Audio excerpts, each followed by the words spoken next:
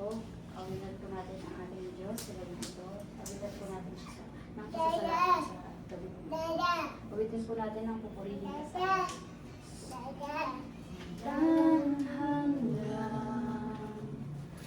katapatan sa buhay ko'y lagi mong laan. Narito dahil sa biyaya mo, habang buhay magpupuri sa'yo. Pupurihin ka sa awit, itataas ang aking tinig, itatagal sa buhay ko, tanging ikaw, O Diyos. Higit pa sa kalangitan, ang iyong kalwalhatian, kadakilaan mo'y di mapapantayan. Walang hanggan, katapatan, sa buhay ko'y lagi mong laan. Narito dahil sa biyaya mo, habang buhay magpupuri sa'yo. Pupurihin ka sa awit, itataas. So tayong pero maganda buksan din natin. Sa Mark, sabi natin, Mark 5:25-34. Okay, babasahin muna natin yan. Ihimayin natin itong gabi.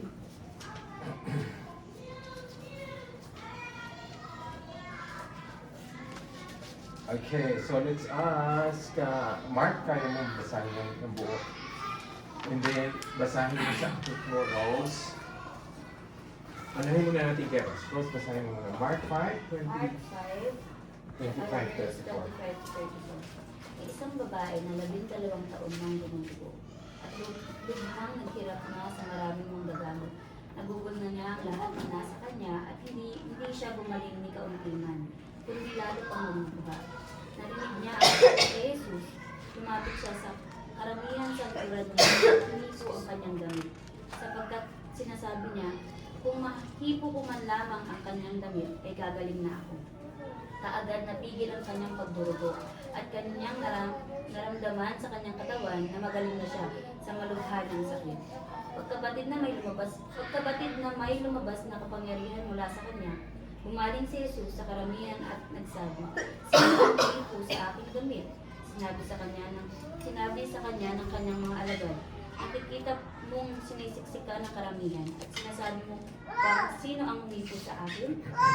Tumingin siya sa buong paligid upang makita kung sino ang gumawa niyon.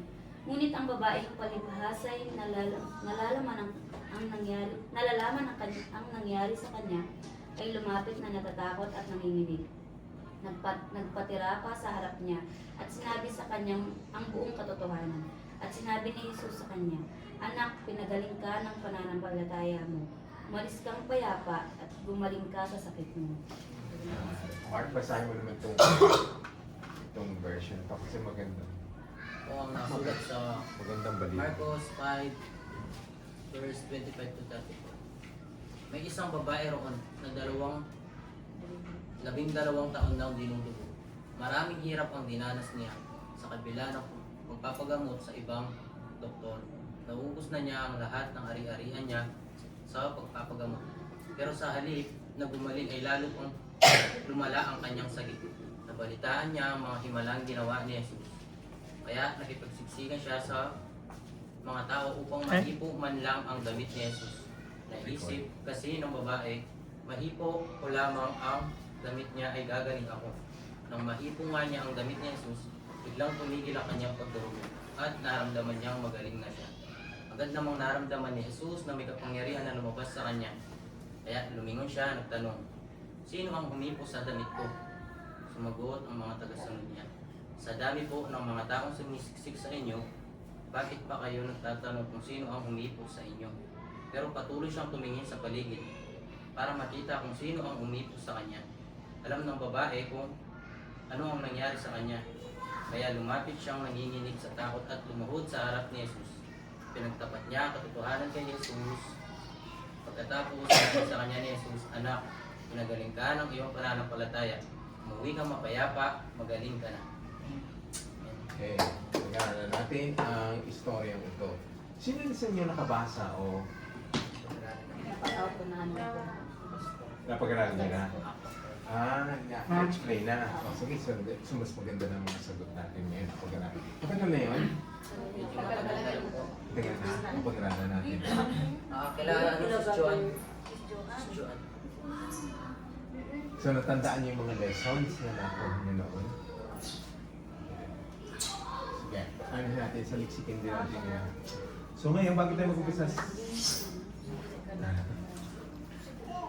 bali, sana matandaan niyo yung mga sa pag-aralan niyo noon.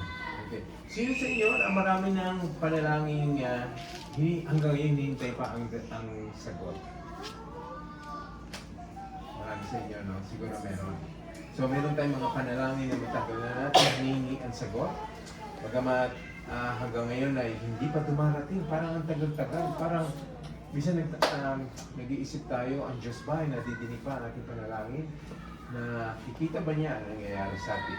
So, magitan ng istorya ito ay magkaroon tayo ng katugunan sa bagay niya. So, hihimayin natin ang bawat versikulo at pwede kayong magtanong, pwede kayong mag-relate, pwede kayong magdagdag, anumang parte ng ating discussion. Okay, unahin natin. So, alam niyo na halos ang nangyari ang istorya ng babae. Alam niyo na ang kanyang problema. Na siya nga ay oo, 12 taon na siyang dinudugo. So, alam naman natin, kahit hindi kami mga lalaki, meron tayong idea, di ba, pagka yung buwan ng dalaw o buwan ng dalaw ng mga babae. Mahirap din, mahirap yon. Pero ito kasi ay 12 taon na. Ito ay hindi regular na buwan ng dalaw lamang. So meron siyang medical condition. Malala ang sitwasyon na ito kasi 12 taon na siyang umahayap ng lunas sa kanya.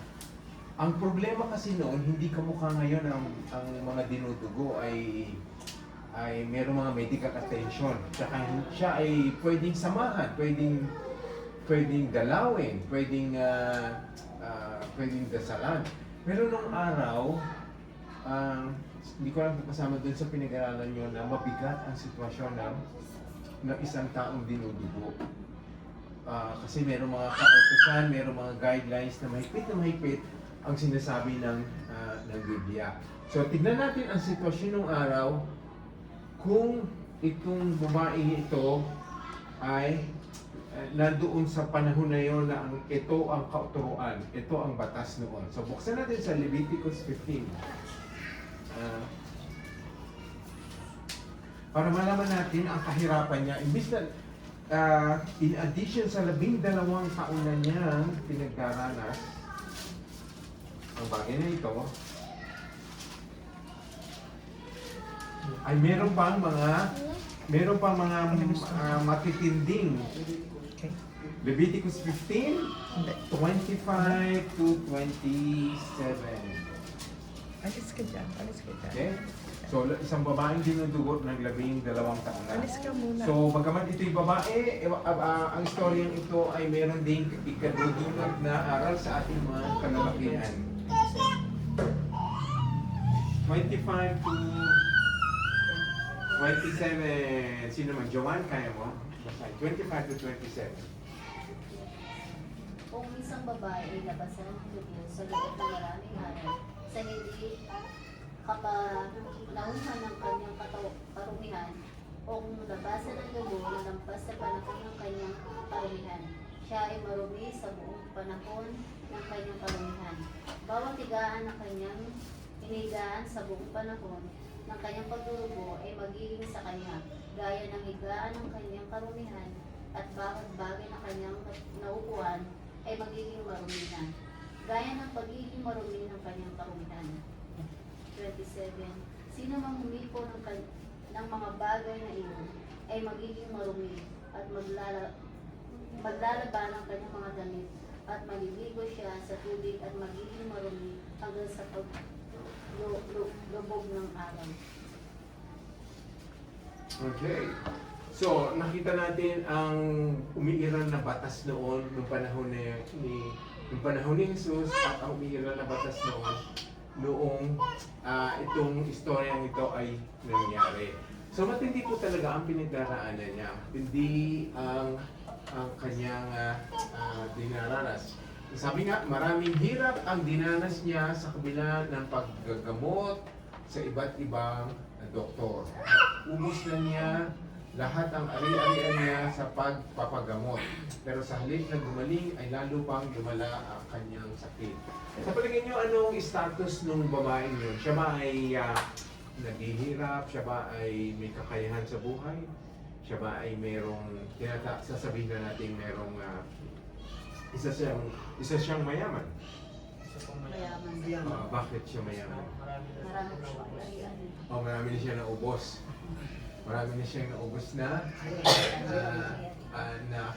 paggagamot. Kasi nga, lalo na noon, kung ngayon mahal ang magpa-doktor, lalo na noon, mahal ang magpa-doktor talaga noon.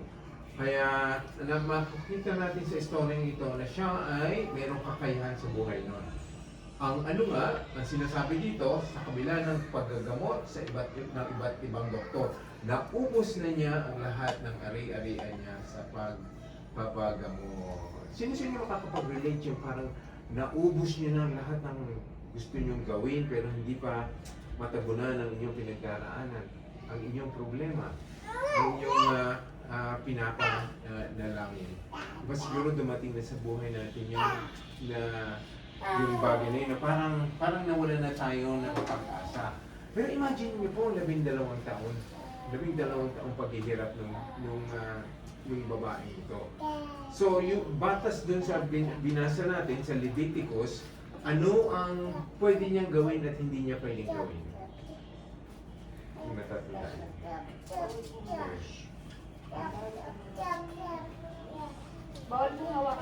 Bawal ang hawakan yun. So, ang ibig sabihin kasi according to Leviticus, di ba, Matt, na hindi siya pwedeng lapitan, hindi siya pwedeng samahan, hindi siya pwedeng akbayan, hindi siya, ang inupuan niya ay hindi pwedeng upuan, ang hinigaan niya ay hindi pwedeng higaan. So sa mga kapatid, ano pa ang sitwasyon ng babaeng ito? So may kakayahan siya sa buhay, 12 taon siya naghihirap. Ano ang mga nawala sa kanya? Malapit sa kanya, sa pamilya po siya. Ibig sabihin, wala siyang contact sa pamilya niya. Kung meron siyang anak, hindi niya pwedeng akapin, kargahin. Kung meron siyang asawa, siya ay hindi pwedeng samahan, hindi siya pwedeng tabihan. Ano pa? Ano pa mga hirap, mga masasakit na sitwasyon ng babaeng ito? Ano yung muna natin kasi kailangan malagay sa isip natin yung tindi ng sitwasyon niya. Kawalan ng pag-asa niya na. Halos siguro nawawala na siya ng pag-asa. Ano pa? Saka parang pinagtatapos. Pinagtabuyan na siya ng komunidad, hindi siya pwedeng lapitan. So siya ay outcast. Pero mo outcast ka na, tapos ang tingin sa'yo ay marumi. Kasi marumi ang sitwasyon ng taong, ng babaeng ganito na dinudugo. Kasi nga, yun ang kautusan ng Old Testament. At, ano pa, hindi siya pwedeng trabaho. So nakikita niyo po ang lagim niya, wala siyang pamilya, halos iwanan na siya, ang kanyang mahal sa buhay, siguro maaaring ang asawa niya, iniwan na siya, kasi hindi siya pwedeng tabihan, bito 12 taon. Wala siyang trabaho, kung ano man yung ari-arian niya ay naubos na. At saka imagine niyo po, di ba, yung ganyan sitwasyon, ano yun natin to ha, medyo, kahit medyo, ano ba tawag ng gross, ano sa Tagalog ang gross? Medyo mandidiri ka talaga. Disgusting Tagalog. Disgusting. Disgusting. Alam niyo, di ba, kayo mga, Sinasabi ko kasi. anong klaseng medical examination ang ginagawa sa kanya ng doktor? Yung ganyang may sakit. Siyempre po, ini-EI sa babae po yun. Yung pinaka-pribadong ano niya. Di ba yun ang ini-examine? At saka nung araw talaga, ang mga lalaki lang talaga nagtatapos. Ang mga lalaki lang ang may ano. So, ang mga doktor noon ay puro lalaki. So, imagine mo yung ano noon, Mark, na dalawang taong ka na, ilang doktor na nag-examine, ilang beses ka nang pinahiga, kung naman pinagawa sa'yo, ilang beses nang sinilip, hinipo, in-examine. Ang tindi nung sitwasyon na yun. Mga lalaki, ilang mga lalaking doktor yun. At ano pa, ang matindi pa nun, lalo pa siyang sumasama. Di ba? Lalo pa siyang lumalala. Naubos na ang kanyang ari-arian sa pagpapagamot niya, lalo pang lumalala ang kanyang sakit. So meron tayong mga sitwasyon sa buhay natin na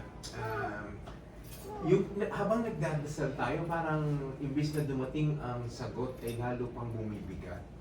Parang ang tingin natin ay Lord, ano po ba ang nangyayari? Bakit po imbis na lunas ay lumalaki ang problema? Ang nangyayari nga ay ganun sa kanya. Kaya tignan natin ang pagbabago pagka dumating si Jesus sa ating buhay. So ngayon meron na tayong picture ng sitwasyon ng tindi ng kanyang pinagdadaanan noon. So sabi naman, nabalitaan niya na ang mga himalang ginagawa ni Jesus. Okay. Kaya nakipagsiksikan siya sa mga tao upang mahipo man lamang niya ang damit ni Jesus. Okay. Meron kasing mga yung sitwasyon ng babaeng ito, kung iisipin po natin ay nagkaroon siya na maliit na informasyon o revelation about Jesus Christ. Sa atin po, yun dapat maliit na kaalaman natin kay Jesus ay enough na para tayo ay gumawa ng paraan. Tayo ay gumawa ng hakbang para makamtan natin ang ating pinagdarasal o ang ating hinihintay. Okay? So hindi siya nagkaroon ng mga tanong pa, sino si Jesus, saan nanggaling si Jesus, explain mo nga sa akin kung siya ba talaga ay Diyos, siya ba ay manggagamot, sino ba ang nagpadala sa kanya, siya ba ang propeta. Minsan kasi di ba gusto pa nating malaman kung sino talaga si Jesus bago tayo lumapit at tumawag sa kanya. Yun naman ay nakakatulong talaga sa atin. Ang kaalaman kung sino si Jesus ay mas lalo natin siyang malalapitan. Mas magandang ating pagtawag sa kanya at pag-asa sa kanya. Okay? So, naisip kasi ng babae na mahipo ko lamang ang damit niya ay gagaling ako. So, wala sa Biblia yun. Wala nang sinasabi na gano'n ang ano natin, ang paggaling natin. Pero, yun ang pumasok sa isip niya. Okay? So, sa atin po, ang mga tao kasi pagka-desperado na, yung maliit na pag-asa ay gagamitin na niya, kukunin niya na ang pagkakataon. Kaya sabi niya, sa palagay niyo, bakit yung damit lamang ang tina-target niya? Bakit hindi niya sinabi, mahipo ko man lang paa ni Jesus ay tama na. O mahipo ko ang kamay ni Jesus ay tama na. Marami po kasi tao din. Marami po tao. Kaya ano na po talaga sa kanya yung hindi niya po talaga mahipos. Kaya sinabi niya po kahit damit niya na lang. O, di ba, kaya nung nabasa natin yung batas noon na ay ano ka, paparusahan ka. Pagka humipo ka no, kasi marumi ka nga, pwede ka ipakulong. Kasi hindi ka pwede, oo, hindi ka humipo. So yun ang nadinig niya. So sa palagay mo, ano pa ang nangyayari sa kanya na hindi man lang sinulat ng Biblia ay paano niya na-approach si Jesus Christ? Kasi damit lamang ang inaano niya, ang tinatarget niya. Siguro yung laylayan, di ba? Yung laylayan lang ng damit. So makikita natin dito na halos siguro bumagapang siya. Unang-una kasi, Hindi siya makita. para hindi siya makita. Kasi pag nakita siya at na-recognize, ito yung babaeng dinudugo. Hindi ito nararapat dito, baka sipain siya, ipakulong na siya, pagtabuyan siya, umatakbo ang tao. So ang pag-approach niya ay patago. Halos siguro gumagapang na naman siya. Ang tinatarget niya ay yung laylayan ng damit ni Jesus. Yung robe na yon. So mahipo ko lamang ang damit niya ay gagaling na ito. Alam niyo po, kailangan kasi na magkaroon tayo ng yung tunay na pananampalataya na pag nangyari yun ay makakamtan natin ang kasagutan sa Panginoon, ang pagtugon ng Panginoon. Yun ang kanyang pananampalataya. Mahipo ko man lamang ay gagaling na ako. Kasi alam niya na anumang bahagi o galing kay Jesus ay makakapagdinig sa kanya ng kagalingan. So yun, nakita natin, outcast, walang trabaho, walang asawa, walang pamilya, walang anak, walang trabaho, ubus na ang ari-arian, lahat ay pinandidirihan siya, lahat ay ayaw siya makasama, pero hindi siya nawawalan ng pag-asa. Ganun po tayo, huwag tayong mawawala ng pag-asa. Kahit ang buong daigdigan ay sinabi, wala ka ng lunas, wala ka ng forgiveness, wala ka na, hindi ka na mapapatawad ng Diyos. Pero kailangan sa puso natin ilagay natin na pagka kay Jesus ay laging may pag-asa, mayroong pagbabago. Yan ang makikita natin, isang lesson na makukuha natin dito sa babaeng ito. Gagaling ako at magkakaroon ako ng kahirapan, marating ko lamang si Jesus, mahipo ko lamang siya. Makikita natin ito, tayo nga minsan hindi natin na-experience yun na pupunta tayo sa church na ipagtutulakan tayo, ikukulong tayo, pagbabawal tayo. Pero minsan nag-aano pa rin tayo, no? Nag-aalilano pa rin tayo pumunta ng church. Pero siya, nagpumilit siya sa kabila ng persecution na pwede siyang mapulis, makulong, masipa, o pwede siyang kung anong mangyari sa kanya. Sabi ko nga dito sa doon po sa ibang bansa, meron na ngang mga may sasakyan, minsan konting ulan, konting sakit ng ulo, konting tinatamad, napuyat ng gabi, minsan hindi na magsisimba. Nakakalungkot. Merong paraan na makarating na yung church. Ito nga, sabi ko, iniisip ko, ito halos gumapang na siya at mahipo lamang ang damit ni Jesus ay enough na para makarating siya. Ilan sa atin ang meron namang kakayahan, merong liberty, merong kalayaan, lumapit kay Jesus, pumunta sa simbahan. Pero minsan nag-aalinlangan pa. Sana makakuha tayo ng ehemplo, magandang ehemplo sa babae nito. Hindi siya nagpatigil. Kailangan kasi pagpunta natin, pag gusto natin talagang pumunta ng church, kung pumunta ng Bible study o ng prayer meeting, hindi ko naman sinasabing wala nang kailangan dahilan. Siyempre, pag may trabaho, ayun naman yung mga merong enough reason naman yun. Ang sinasabi ko, yung konting tinatamad, konting kahirapan ay hindi na tayo nagsisimba, hindi na tayo nag-join sa mga gawain. Pero isipin natin again, balikan natin ang istorya nito. Ang babae niyan, ang pinagdaanan niya ay matindi. Hindi siguro natin matitikman ang kanyang natikman. Okay? So tuloy natin ang istorya. Okay? Nang mahipo nga niya ang damit ni Jesus, biglang tumigil ang kanyang pagdurugo at naramdaman niya na magaling siya. Okay.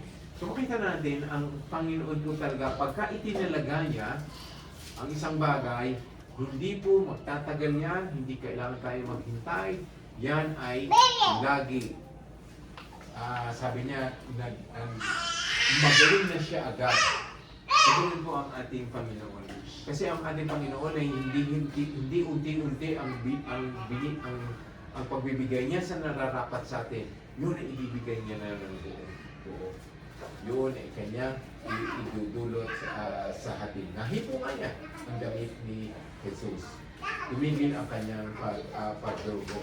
Kasi po, ang ating pananampalataya, pagka meron tayong ginagawa talaga para sa Diyos, yun ay tinutugunan ng Diyos. Kahit konti ang ating kaalaman tungkol sa theology o sa Biblia, yung ang iniisip niya, yung mahipo yung damit, hindi naman nakalagay yan sa Bible. Hindi naman sinabing gano'n. Pero kahit gano'n ang maikli ang ating pananampalataya, yun ay binibigyan ng magandang kahulugan ng Diyos. Yun ay katanggap-tanggap sa Diyos. Kaya kahit gano'n ang pagkakaisip niya, dumaloy pa rin ang kagalingan doon sa babae niyo. Kaya't ang pagdarugo niya ay naramdaman niya magaling na siya. Okay. So meron kayong katanungan, meron kayong madadagdag tungkol sa binabasa natin istorya o doon sa nabasa nyo. Okay, so tuloy natin ang istorya. Agad naman naramdaman ni Jesus na may kapangyarihang lumabas sa kanya. Kaya lumingin siya at nagtanong, sino ang humipo sa damit ko? Siguro napag-aralan nyo, hindi ba talaga alam ni Jesus kung sino ang humipo sa kanya? Alam niya po. Okay, so bakit niya tinanong? Para lumapit niya talaga yung babae. Inaano niya po, inaano niya yung babae na kunwari di niya alam na Para lumabas po yung babae, magiging po ano po siya. Patotoo po siya. So alam ni Jesus. Okay. So ang tanong niya ay hindi nagpapahiwatig na wala siyang alam, kundi nagpapahiwatig na hinahamon niya yung babae na lumapit at aminin ang nangyari sa kanya. Okay. Ilan sa atin ang handang parang hinihintay ni Jesus na magpatotoo siya. Magpatotoo siya. Aminin niya na ang Diyos ay nagagawa sa kanya. Kayo ba ay dumating na ba sa buhay niyo na parang nag-aalanganin kayo magpatotoo? Ako'y Christian. Dumating na, Joy. Ako'y Kristiyano na. Ako'y pinagaling ng Diyos. Ako ay binigyan ng bagong buhay ng Diyos. Paano nangyari yan, Joy? Anong instant? Po sa church po. Di ba po may testimony po ako? Oo, yun. Nag-aalanganin ka. Kasi po, pag sa harap na po, nahila ako sa kanila. Pag inaalala po namin yung patotoo namin, parang kasi mauubos po yung oras na, kasi mas naiyak na, parang nararamdaman Dahil na emosyon. na talagang totoo po talaga si Jesus na talaga po siya yung may hawak niya, yung nagpapagaling sa Kaya, minsan po talaga, yung pastor na niya po talaga kami, pag Sunday, magpapatuto kami, kami po nahiyak siya. Siguro nga sa una, pero pag sinanay natin, pag naumpisahan mo kasi, pag naumpisahan mo, di ba, Joan, pagka naumpisahan mo, tapos yung susunod pa, pagkaan ng pagkaan. Kasi nakikita natin yung lahat ng Diyos, yung mga taong pinipinito niya, pinagaling niya, na tumayo, aminin. Ako po yun. Ako'y pinagaling ni Jesus. Ako ay pinatawad ni Jesus. Ako ay tinulungan ni Jesus. So, hinahanap sa atin. So, isa yun talaga sa i-overcome natin. Paglabanan natin yung hiya, yung pagdadala tayo ng emosyon. Totoo yun. Kasi minsan, dahil ninervyos tayo, kinakabahan tayo, nadadala rin yun ng emosyon, napapaiyak tayo. Hindi naman yun masama. Hindi naman yun kahinaan ng loob o kaduwagan. Kundi yun ay isang paraan ng parang yung loob mo ay puno-puno ng pagpasalamat. Kaya ikaw ay nagiging emotional, ikaw ay napapaluha. Pero hinahanap niya. So tama kayo. Hinahanap niya ang mga tao na na humipo ng damit ko. Tapos ano pa ang makukuha ko dito sa ano? Anong naramdaman ni Jesus na mayroong kapangyarihang lumabas sa kanya? Yung verse 30. Basahin nyo nga dyan sa, sa Bible. Yung verse 30. Kapatid na may lumabas na kapangyarihan mula sa kanya, pumaling si Jesus sa karamihan at nagsabi, sino ang humito sa akin? Nabatid niya. Nabatid. Nais ko malaman nyo na ang pagtugon ni Jesus, whether kagalingan o naman pagbigay niya sa ating mga pinagdarasal ay personal niyang ibinibigay sa atin. Personal niyang idinudulot sa atin. Kaya yung sinasabi diyang naramdaman ni Jesus na may kapangyarihan lumabas sa kanya, ang pinapahiwatig po sa atin niya, personal siyang tumutugon sa atin. Hindi pangkalahatan lamang. Kasi yung hipo ng babae yun ay nakakuha ng pansin niya.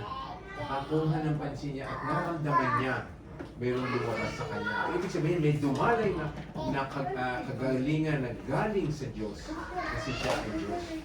Naramdaman niya na dumalay sa kanyang katawan. So it's not a magic. Hindi magic ang nangyari o anumang kababalaghan. Kundi yun ay pinapahiwatig sa atin na ang pagtugon sa atin ng Panginoon ay dumadaloy talaga mula sa Kanya. Hindi galing sa iba, hindi sa Kanya nararamdaman ng Panginoon. Ganyan niya tayo kamahal sa ating mga ipinipanalangin. Kung ito, 12 taon siyang naghintay, dumating ng Panginoon, ang sagot ng Panginoon. So, hindi rin po tayo dapat mawala ng pag-asa. Sino nang mayroong hinihintay ng 12 taon? 10 taon? 5 taon? Di ba wala pa? Ito, pinapahiwatig nga nito, binabasa natin. Napakatagal ito. Siguro sa ordinaryong tao, nag-give up na siya. Pwede niyo sabihin, walang Diyos dito, hindi ako naniniwala, may Diyos na kasi hindi ako pinapagaling. Wala akong kagalingan. Hindi ako inaalis sa kahirapan ito. Ganyan po ang kagandahan ng istorya ito, pinatitibay ang ating pananampalataya. Ang ating paghihintay sa panalangin. Okay. So, palagay nyo, bakit ang Panginoon ay hindi sumasagot agad or hindi agad tinutugunan ng ating panalangin? So, let's go around. Sa tayo kay Joy. Sa palagay mo, Joy, ba? Minsan po kasi yung mga nararamdaman, mga pinagdadaanan po namin. Minsan po ano po yun, lesson po para matuto po kami. Minsan po kasi iisip po namin yung kahirapan po yun, pero pinapadating po sa amin ni Lord na ano po yun, struggle na may lesson po para sa amin yun. Oo, meron siyang lesson. No? Kasi minsan ang paghihintay, binibigyan tayo ng katagan. Ano ang nagiging bunga ng paghihintay? Anong nagagawa sa atin? Ginhawa po. Ginawa? Ano, Paghihintay. minsan po, pag nag-chat-chat ako po, ganun. Saka ano po, yung tawag po dito. Ano pasensya? Opo, yun. Binibigyan po ng... Minsan po kasi yung mga lesson na yun, mga nakita po ni Lord na bad habit po namin. Ganyan. Kaya, pagbabago din po, mga pagbabago sa amin, yung nakikita ng mga ibang... Ay, ka naman. Ako siguro Joy.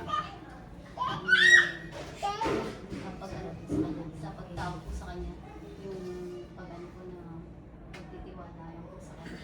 Kasi minsan po talagang parang sa pag dumarating po sa amin na natatanong po na isa sa sobrang kahirapan po namin. Ako po ang tagal po ng ano sa amin, nagbibigay naman po kami dun. Tapos pag kasi minsan sinasabi ko nga po sa asawa ko, ba't ang tagal yung paghihirap natin? Kasi talagang bago po kami sa amin ng tao, sobrang hirap po ng namin. Siguro po, katagal pa po yung pananampalataya. pinapatatag ang ating pananampalataya. Yun, kaya minsan hindi kagad tumutugon ng Panginoon at minsan hindi niya binibigay ang ating pinanalangin. Ikaw naman, Rose, bakit minsan matagal tumugon ng Panginoon o minsan hindi niya binibigay ang ating pinanalangin? Siguro ganun din po. Kasi hindi kayo may word ko hanggang saan po yung pananampalataya mo sa Kanya.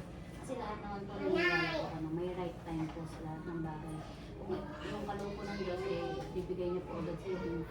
Kung yun po yung time na para sa iyo po talaga. I-test po ng Lord kung saan yung pananampalataya mo.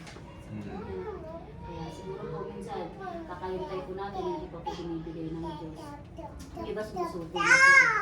Na nawawala na po yung pananampalataya nila. Kaya hanggang doon po, siguro hindi pa binibigay ng Lord. Pero naniniwala ko po may right time po si Lord sa lahat ng bagay. Yun, may right time si Ama. Ganda. Ikaw naman, Roma, bakit matagal sumagot ang Panginoon o bakit hindi niya binibigay ang ating pinanalangin?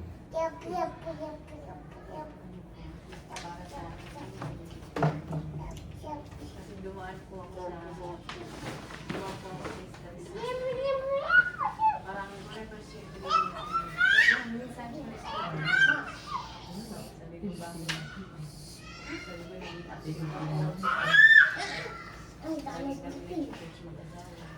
pero sinusubo pero lagi naman nagpapayos pa siya pagsubok may nagpapatuloy kayo nagpapatuloy kasi siya din po ang siya din mag-feedback po sa akin sa mga pagsubok na binibigay niyo po sa amin. Siya rin po yung nilalapitan namin. Siya rin po nagbibigay. Parang kasi yung dami po na nilalapin. Siguro namin parang sino sunod yung problema. Minsan may parang gusto kong tumigil. Yung natumigil. Pagka-Kristyano. Pero lagi niya akong pinapaalalahan. Lagi niya sa akin nilalaman niya. Nandito na tayo. Parang nandito na tayo. Atas. Ano ba tayo? Lagi niya sinasabi sa akin.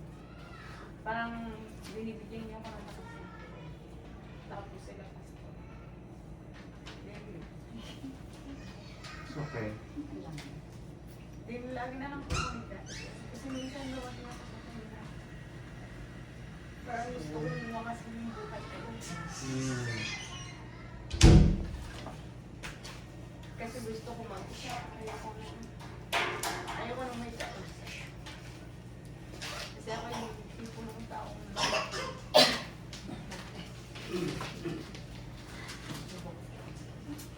may po kasi ako mag-isa. Ayaw ko nang mag-isa.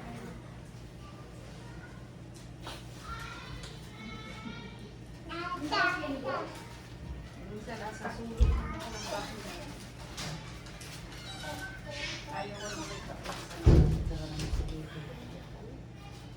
Pero lagi po ko nang dito. Parang sabi ko na lang sa ko, Lord, ikaw ang bahala sa akin. Sana rin isip mo. Isip at saka puso. Parang pinagagawa lang. First grade naman po dahil hindi na po dahil. Parang panalangin.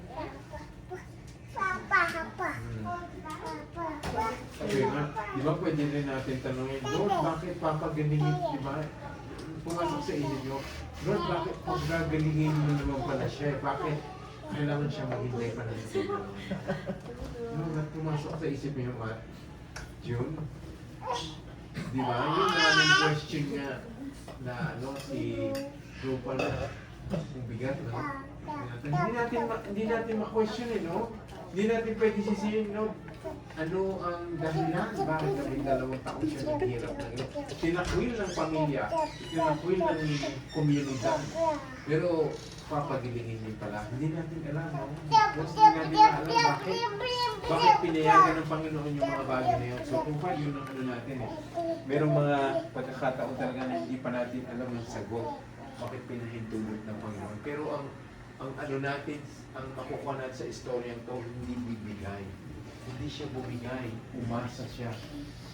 Bagamat, binigo siya ng mga tao. Kasi yung mga nilapitan niya doktor, mga tao na nabigo, wala siya nakuhang katugunan. Minsan sa huling-huli na lang talaga, nagkaroon siya ng pagkakataon na dumating si Jesus. So, yun ang encouragement ko lamang sa inyo. Hindi ko sinasabing madaling alisin sa isipan nyo na huwag mong isipin yung mga bagay, magpatibakal o tapusin na ang buhay. Pero lagi kasing meron pag-asa, may sagot ang Panginoon. Minsan matagal, minsan mahabang panahon, pero darating ang sagot. Chino, ikaw, bakit sa palagay mo matagal ang sagot ng Panginoon? Minsan hindi pa rin niya binibigay ang prayers natin. Naniwala pa ako sa perfect timing ko. Siguro hindi sa dalawang taon na siguro hinintay yung perfect timing na dumating si Jesus Christ para pakita sa langit na talagang siya ang Diyos at tayo yung pagkakas. Saka pagdating ko sa ating mga panalangin, hindi po dapat na pag nanalangin tayo dapat isipin natin na matanggap na mo. Parang hindi ko natin isipin na hindi kaya ibigay ng ating. So nandun po dapat yung paghihintay at saka pagtitiwala. Kasi minsan may mga bagay pa pala na nagagawa. Kulang pa pala sa totoong pananampalataya sa Panginoon. Minsan sabi mo, parang nananalangin kang magkaroon ng kotse pero wala ka palang garahe. Hindi mo pa pala. Wala kang trabaho, di ba? So, yung po yung parang may panalangin ka pero may mga bagay ka pa palang hindi pa nagagawa. Kasi alam ng Diyos yun kung ano yung bibigay niya sa akin makakabuti. Ano pa kung makakabuti? Wala namang masama na manalangin tayo ng kotse. Pero yun nga, saan natin papanata? Kaya ba natin i-maintain yun? Yung rehistro noon, yung insurance noon. At saka minsan, yung pala ang magiging, baka yun na maging dahilan. Bakit? Ma-aksidente, makitil ang buhay. Yun, kaya minsan kahit maganda yung pinalangin natin, hindi niya pinagkakaroon sa atin. Ikaw naman, Jun, kung sa palagay mo ang ano ng Diyos, bakit matagal minsan ang panalangin bago sagutin? Kasi po, minsan po kasi ang Panginoon kasi meron yung mga bagay-bagay na hindi niya dapat agad may bibigay kasi minsan tayo mga tao, halimbawa na lang, minsan iniisip natin gusto ko ng marangyang buhay.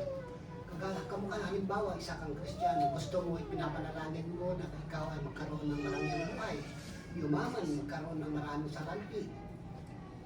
Eh kung halimbawa naman, kung ibinigay ng Diyos yung mga kahilingan mo na yun, ano kaya ang kahinatnan mo? Hindi kaya pagdating mo ng magkaroon ka ng karangyaan, magkaroon ka ng kayamanan, baka yung pagiging Kristiyano mo, wala kasi marami ka ng pera, kung saan-saan ka na lang pumupunta, kung saan-saan mo na lang ginagastos mo yung pera, nakakalimutan mo na yung ginagawa mo bilang Kristiyano. So, yung mga bagay kasi na yun, kung minsan, hindi naman karapat-dapat sa Diyos na may bibigay. So, hindi niya agad na bibigay kasi yun ang tunay na dahilan kung bakit hindi niya nabibigay. Meron talagang reason. Kaya ang Diyos lang ang nakakalam kung ano yung dapat sa isang tao. Kasi siya lang ang nakakalam kung ano yung dapat natin kailangan bilang Kristiyano. That's good. Siya nakakalam kung anong karapat makakabuti sa atin at makakabuti kung kailan sa niya. Kung kailan dapat ibigay sa atin. Okay, si Mark naman. Ano sa palagay mo bakit matagal Minsan sumagot ang Panginoon at minsan hindi niya binibigay ang ating pinalangin. Naniniwala po ako na pag siya ang nagplano, siya ang tumugon nito, sigurado po talagang mabuti at ano po ito talagang kalooban niya. Na kalooban niya talaga. Tulad po ng ano, kasi may nauna na po kami ano, parang bahay.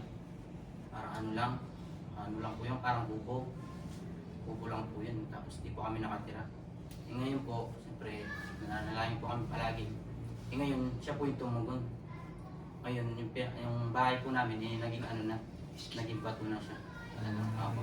Yan, naniniwala po sa ano, pag perfect time, talagang, pag ang Diyos ang nagplano, talagang yun ay kalooban niya. At nararapat sa isang tao.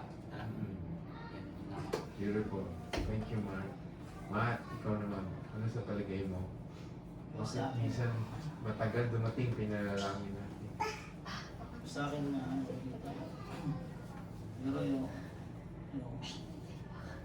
matuto at pagtitiwala sa yung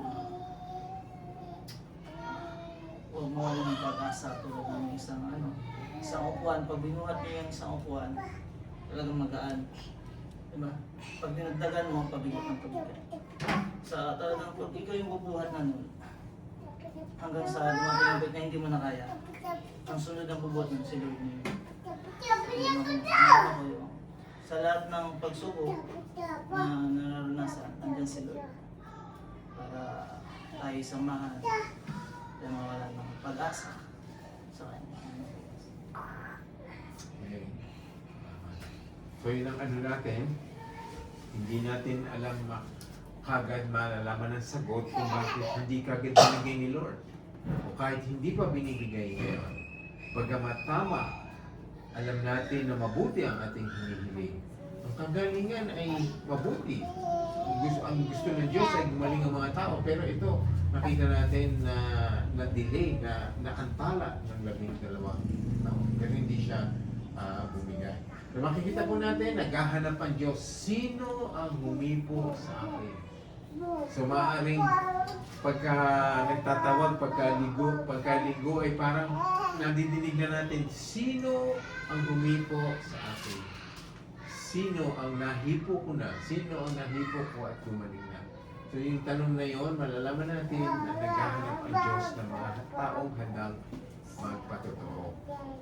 Ma-overcome nyo rin yun kasi kailangan lang yung, minsan yung first time eh.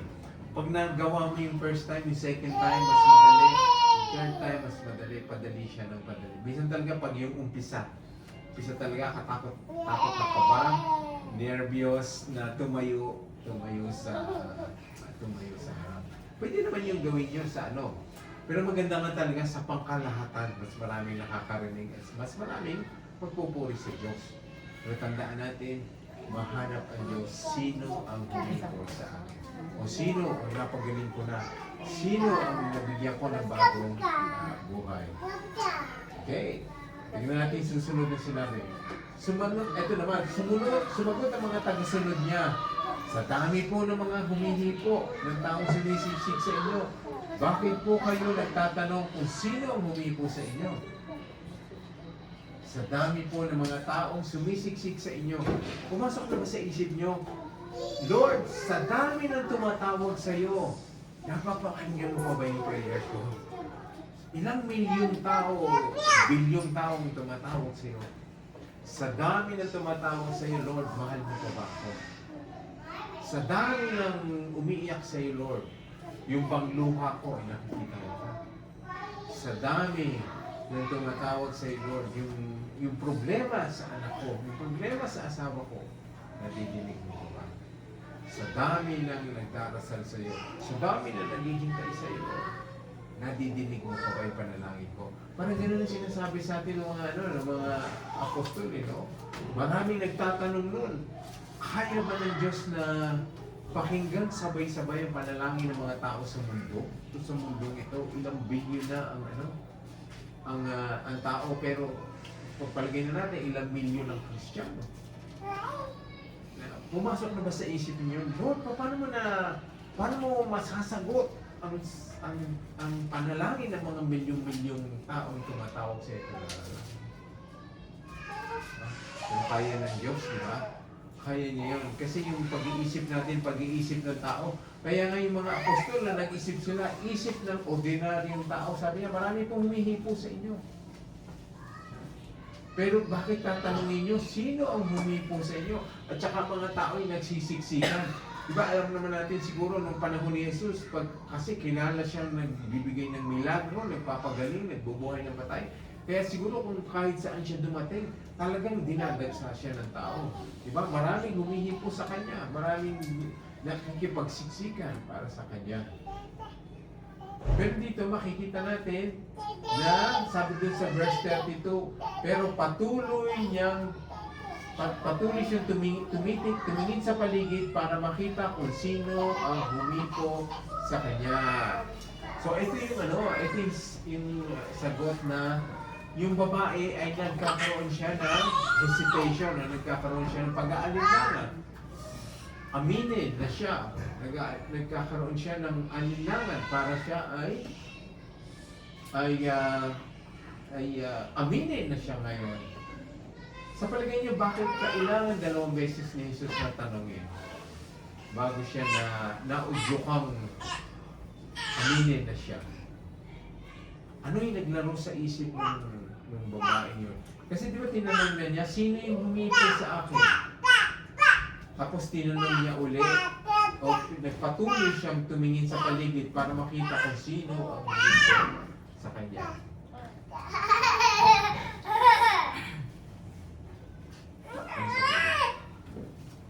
Let's, natin yung pag-iisip na yun. Parang ano po siguro, parang sinusubukan niya po talaga yung babae na umamin sa kanya. Yep. Opo, parang sinubukan niya na hinihintay niya lumapit sa kanya kaya inulit niya talaga. Yun nga. Pero, tama yun. Tama yung Mark. Pero ano yung naglalaro sa isip ng babae? Bakit hindi kagad siya Kasi di umamin? ba po, bawal po siyang humawak sa mga ano po doon. Kasi nga po, tinuturing po siyang marunong. Kaya nagdadalawang isip po siguro siya na lumapit kasi nga po yun dahil dun sa sakit Bawal. niya nga. Na pinabawal po siya na Mhm. better humawak kayo sa Panginoon. So meron siyang takot. Yes, pay tayo. Nag-aalilangan. Baka ngayon Mark, meron siyang takot na pag sinabing siya, Ikaw. pag nalaman, bakit mo hinipo si Jesus? So, mapunta sa kanya yung galit ng tao. Oo, pwede siya magiging. At saka, bakit ka nandito? Bawal sa iyong lumapit. Ilan na kami ngayong marumi dahil sa iyo. Kasi pag kung sino man lumapit daw, marumi na ka na eh. Wala na po i-judge ng mga tao. Yon ang ano natin, ang naglaro siguro sa isip niya, kaya talagang nag-alinlangan siya bago siya Lumapit kayo sa bago siya lumapit kay Jesus. Okay?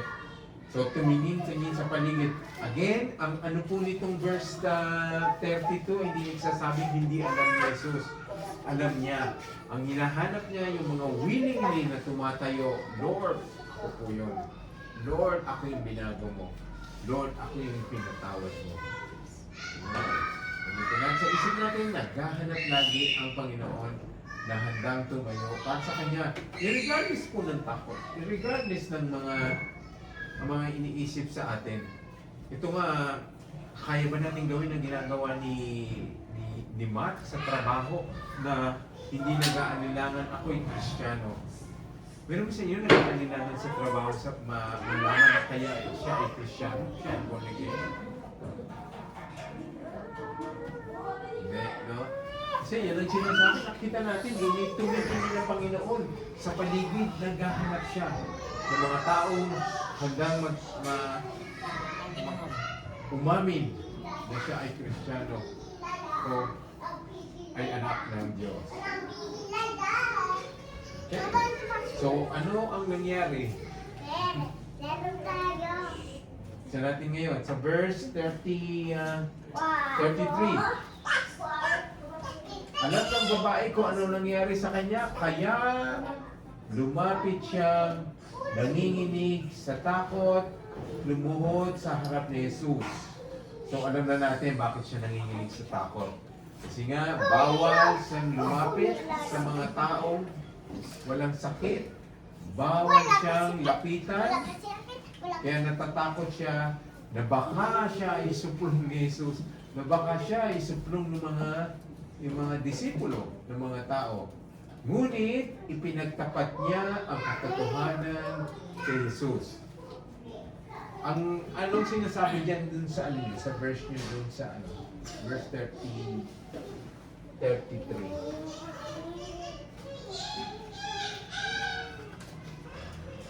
Ngunit ang babae pagkasi nalalaman ng nangyari sa kanya ay lumapit na natatakot at tahimik. Nagpatira pa sa hirap niya, sa harap niya at sinabi sa kanya ang buong katotohanan. Okay, buong katotohanan. Okay. So alam natin, sinabi dito buong katotohanan. So, ibig sabihin niyan, ang konteksto niyan, kinuwento niya kay Jesus yung sitwasyon niya. Okay, so tingnan natin ngayon.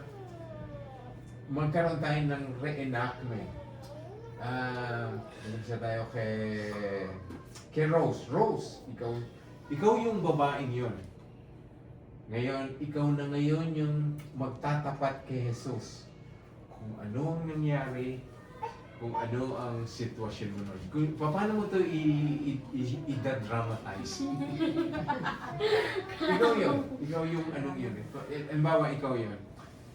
Paano mo ilalagay yan, sasabihin sa inyo yun? Sabihin ko po. Oo, sabi mo. Kunyari, ikaw yun. Kung ano po yung nangyari dun sa lugar. Oo, kasi ang sabi dito, pinagtapat niya ang buong katotohanan. Hindi dahil sa harap ni Jesus, hindi alam ni Jesus, kundi para madinig ng mga tao. Kung ikaw yun, paano mo i-express yun? Panginoon. Sige, yan. Panginoon, matagal na po akong may karamdaman. Matagal na po akong naghihirap sa buhay. Matagal na po akong pinagdidirihan ng lahat. Subalit nang ako po ay lumapit sa inyo, kayo po ang nagpagaling sa akin. Totoo nga po ang kapangyarihan ninyo. Totoo nga po kayo ang Diyos ng sangkatauhan.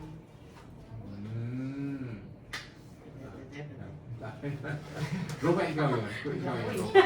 Paano ba yun sa'yo? Paano mo inaan yun? Nila ka. It's okay kung hindi. Hindi ko po kaya kaya. Ganyan ako. Ikaw, George. Siguro po sa lalaki kaya ko po. Kaya niyo yan. Kaya Ay, niyo yan. Roman po. Ay, yung babae Si yun. Bromat? Si Bromat. Roman. Naiinip ko. Kung ikaw yung babae. Siguro, ako babae. Talagang magagawa ko ng Isadula mo yung sinabi mo. No? Tatayo pa yan basta. Sige, okay. Tingnan Mas natin. okay. Ay, Ano ba yun? Nagpatirapan Nagpatirapan siya bro eh. Panginoon! Salamat po. Panginoon po ako karapat magpapakahawak. Marumi po. At sa takot, na baka ako'y masupin. Baka malaman ng aking karumihan na ako'y humawak sa. Ngunit sa pag-awak ko, ako'y napagaling na ninyo. Ganun. Maaaring ganun. Pati nga yung posture, baka ganun. Kasi nga, lumuhod eh. Lumuhod na natatakot. Baka ganun nga, exactly ganun yung pagkakaano niya. Nagpatirapan. Sino ba? Sino ba ako yung...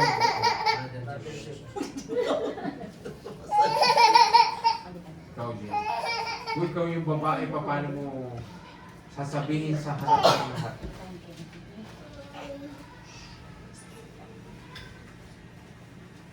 Panginoong Isus, alam ko po na hindi po ako parapat dapat na lumapit po sa iyo dahil ako po ay marumi.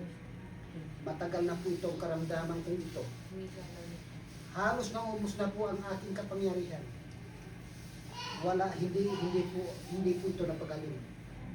Ngunit Panginoong Isus, ako'y nananamig at nananampalataya sa iyo na sa paghipo ko sa iyong laylayan, pagagalingin niyo po ako.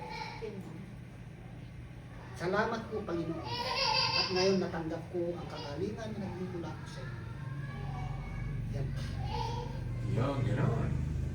Gano'n, yung... So, kasi nga sinabi, pinagtapat niya ang buong katotohanan. So hindi siya nag-atabiling yung nakaraan niya kung ano nangyari sa kanya ngayon. So ganun ang mga ano natin sa patotoo natin. Ang nakaraan at ang ginawa sa atin ng Diyos. Yun nga ang lagi natin hina-highlight ang paggalaw ng ating sa ating Panginoon. So ang sabi nga, pinagtapat niya ang buong katotohanan kay Jesus para madinig yun ng ng buong tao. Ganda. Okay, ngayon, sunod natin yung last verse. Ang sabi ngayon, pagkatapos sinabi sa kanya ni Jesus, anak, pinagaling ka ng inyong pananampalataya. Ano sa palagay niyo ang kahulugan ng tinawag siyang anak? Kasi po, Pamalit lang po siguro ng pananampalataya. Hmm. Yung sulit po, 100% pananampalataya. Hmm. Bakit siya tinawag na anak? Sa palagay niyo? Dito, big later no po. Anong sabi? Yung anak ng salitang anak dito, malaking letra po. Oo. Pabilang kasi siya mananampalataya. Kasi sabi nga po sa 1 siya, verse 12. John 1:12, yeah. Subalit ang sumampalataya at tumanggap sa kanya, ibibigay niya ng karapatan Karapatan maging mo. anak ng Diyos. Yes, maaaring yun ang ibig sabihin nun. Ano pa ang ano? Tama yun, Rose. Ano pa sa paligid niyo, bakit siya tinawag na anak ni Jesus? Hindi anak ng Diyos, ha? Anak. Sabihin, isang napakagandang termino. Kung tawagin siya. Ano ang gustong alisin ni Jesus doon sa pag-iisip ng taong yon, ng babaeng yon, at doon sa mga tao sa paligid? Na may magkano po, na may naniniwala po sa kanya, may pamilya, di ba po iniwan po siya ng pamilya niya. Na may tinuturing po ni Jesus na pamilya niya po ng babae. Kasi lahat po ng mga tao pinandidigan siya. Kaya si Jesus po. Yun, maganda. Kasi nga parang nawala na siya ng family. Kumbaga sa ano, nung tinawag siya ni Jesus na anak, pamilya ka. Pamilya ka na. Kapatid ka na ng mga tao dito. Parang yun ay in-overcome talaga yung pagiging outcast niya.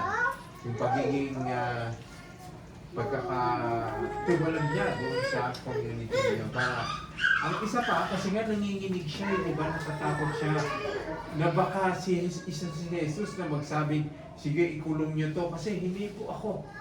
Maaring yun ang kinakatakot niya. Pero nung sinabing anak, parang na-establish na mahal ka namin, ikaw ay kapatid namin. Kaya ang ginawa mo ay katanggap-tanggap sa'yo. Kaya yung parang sinabing may pagmamahal, mayroong pagtanggap, mayroong pagyakap na sinasabi doon sa babae niya. Kaya ang ganda po ng kahulugan na ngayon, yung isang word lang ngayon na anak. So lahat tayo ay anak ng Diyos. Now we become children of God, di ba? Sabi, karapat-dapat, meron na tayong karapatan maging anak ng Diyos. So lahat po tayo ay tinuturing na ng Diyos. So hindi na, kumbaga sinasabi, hindi na importante ang nangyari sa iyo. Yung nakaraan mo, yung pagdurugo mo, yung sakit mo. So sa atin po, lahat tayo ay katanggap-tanggap sa Panginoon. Hindi na importante ang nakaraan natin. Kahit gaano karumi, kahit gaano tayo pinanderihan ng mga tao, pero tayo ay anak ng Diyos. Okay. So next question. Ano ang kahulugan na pinagaling ka ng iyong pananampalataya? Ang pananampalataya ba talaga ang nagpagaling sa kanya? O ano ibig sabihin nun? Pinagaling ka ng iyong pananampalataya. Ano mga natandaan niyo sa pinag-aral? Ano kahulugan? May kahulugan yun. Parang sa isip po ng babae, napakalit lang po ng chance na gumaling siya. Ngunit naniwala po siya dun sa Sa Panginoon. yan. parang nanalig po siya dun sa ating Panginoon Yesus. Mm-mm. Kaya siya bumalik. Mm-mm. Okay. Sino pa meron? Ano sa palagay niyo? Bakit in-emphasize ni Jesus na pinagdiinan niya, pinagaling ka ng iyong pananampalataya?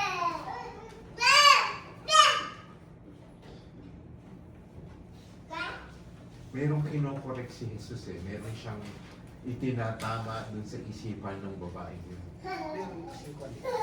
Oh. Kasi kung kunin mo po doon sa unang istorya niya kasi napakahabang panahon nagdurusa siya, marami na siyang kayamanan na nawala, marami na siyang doktor na pinagdaanan, pero wala siyang hindi gumaling. Correct. Pero dito ipinapakita ng Diyos na ang Diyos ay walang imposible. Mm. Lahat magagawa niya kasi ang dami ng doktor na duman sa kanya, hindi siya gumaling. Pero pagdating sa Panginoon, gumaling siya. Dito yung pinapakita ng Diyos na ang tao may limit at ang kakayahan. Mm. Pero ang Diyos walang limit Walang posible. Oo, walang imposible kasi yun nga, napakahabang panahon na kanyang pinaghihirapan na ubos ng kayamanan, napakaraming doktor ang pinagdaanan niya pero walang nangyari. Pero pagdating sa Diyos, Panginoong Jesucristo, walang imposible. Yeah. Tama. Maganda yan. Chu. So tama yung mga sagot nyo. Meron pa meron pa. Tama yun? Tama. Pero meron pang kinokorek si Jesus. Totoo yun na noon ang inaasahan niya, tao ang magbibigay na kagalingan sa kanya. Kaya nga, inubos niya yung pera niya sa mga doktor. Ano ba? Anong kinokorek ni Jesus nung sinabi niya, meron siyang itinatama din sa isip ng babae.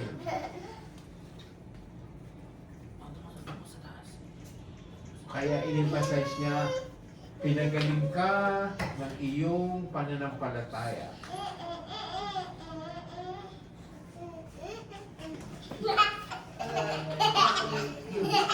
Nawawa, Matt?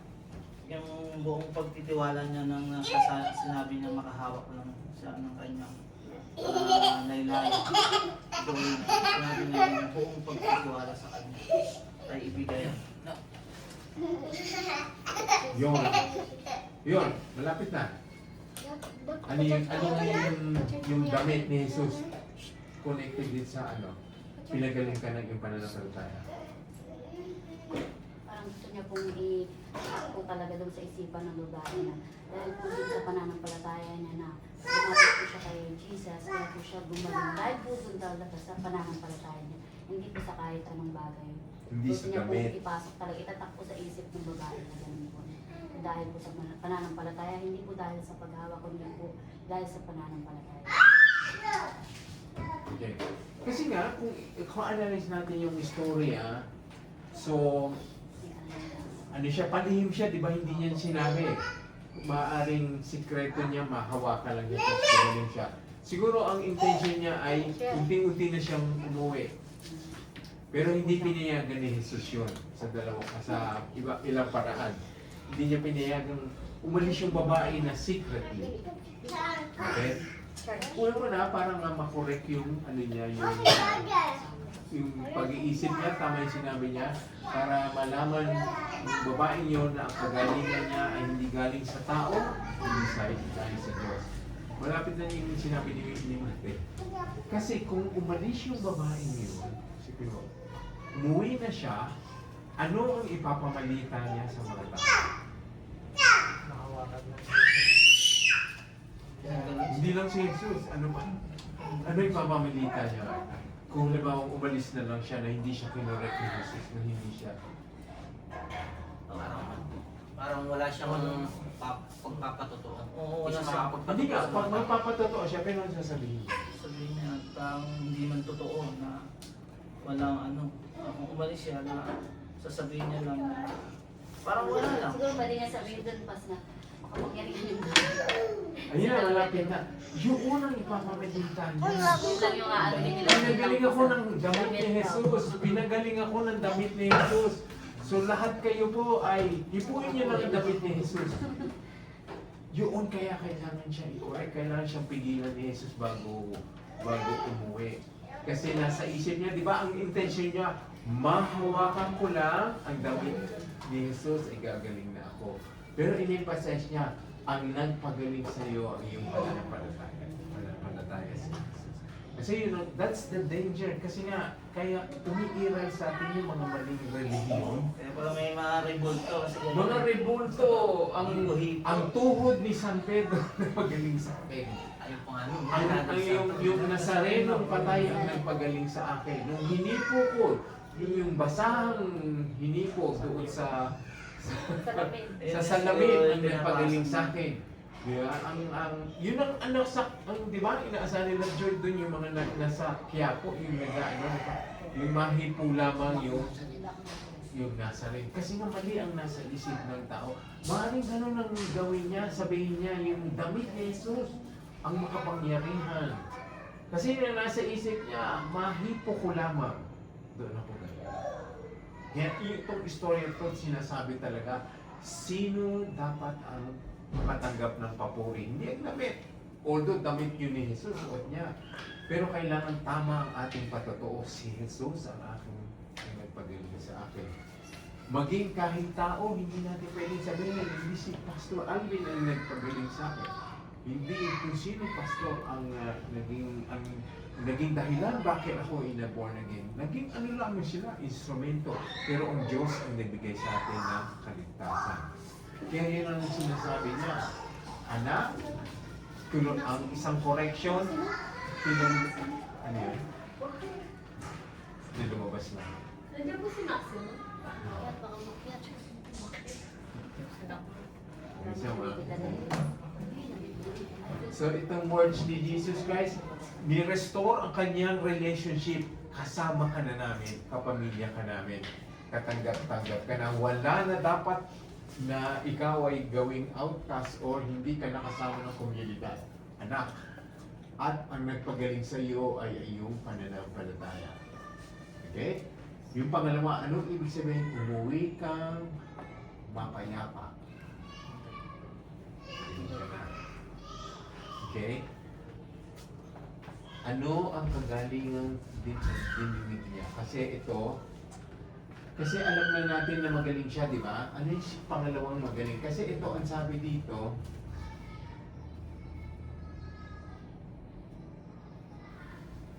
ito na, ano niya, kaya huminto na yung pagdurugo, naramdaman niya magaling na siya.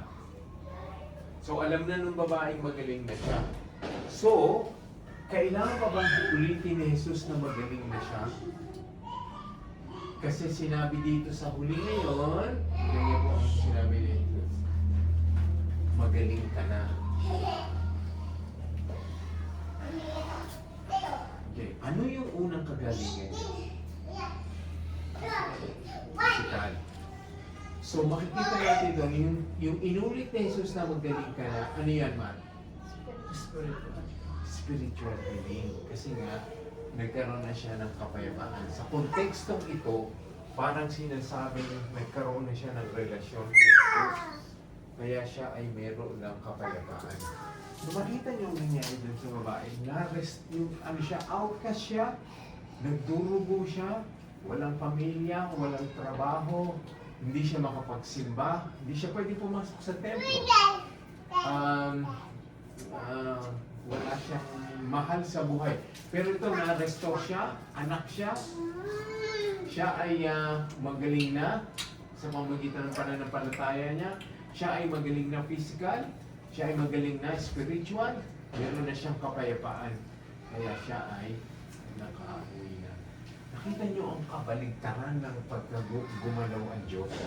Yung pinagdidiriya ka na, pinakakawawa ka na, pinaka-hopeless ka na, wala ka ng pag-asa. Pero pag bumaliktad ang galaw ng Panginoon, i-restore niya lahat no? Anak, magaling, pananampalataya. So meron na siyang right na theology, Alam na niya kung sino ang papatotoo niya na nagpagaling sa kanya, kung siya ay lumabas. Siya ay may kapayapaan. Siya ay may relasyon kay Jesus. Siya ay magaling na spiritual. Kung baga sa ano, total eh. No? Total yung nangyari sa kanya. Yung simple paggaling ng Panginoon. Paggalang ng Panginoon. So kayo po, kung nagdarasal kayo, naghihintay kayo ng kagalingan, kung alamang sagot sa ating panalangin, itong istorya nito magpaalala sa atin pag gumalaw ang Diyos sa tamang panahon. Total ang ibibigay sa atin. Lahat-lahat ang pangailangan sa atin. Ito ang istorya ng babaeng yun. Complete overall, complete turnaround, no? Isang outcast, ngayon siya ay anak ng Diyos. Siya ay magaling. At kahit saan siya magpatotoo, ang nagpagaling sa akin ay si Jesus. Hindi ang damit ni Jesus. Tsaka itong story nito maganda. Kasi lahat ng gumaling noon ay hinipo ni Jesus. Ito, siya ay gumaling nung hinipo niya si Jesus. Baliktad na nangyari. No? So, ano man ang dahilan, hinipo ka ni Jesus o humipo ka kay Jesus, pareho ang resulta. Ibig sabihin, anumang paraan natin paglapit kay Jesus, anumang procedure, kung yan ay meron ka ng pampalaya, makakatanong sa pagtugon ng Diyos. So magandang paalala sa atin ang story nito. Huwag tayong bibigay, huwag tayong mag-iisip ng kung ano mang hindi maganda kasi darating po ang pagkakataon. Meron kayong question, magdadagdag pa? Ba't may nagdag ka? Joy, Rose, may nagdag ka? Sana ano nyo, sa pag-alis nyo dito, anong matatandaan nyo sa pinag-aralan? Pagtsatsaga at talagang paghawak sa Panginoon sa lahat. Oo, kahit gano'ng katagal pala, no? Yun ang pinapaano sa akin. Kaya in-emphasize ng Bible na ito na ng istoryang ito, 12 taon. Hindi lang sinabing mahabang panahon nang nagdurugo ang babae. Yung 12 taon, ang haba na, no?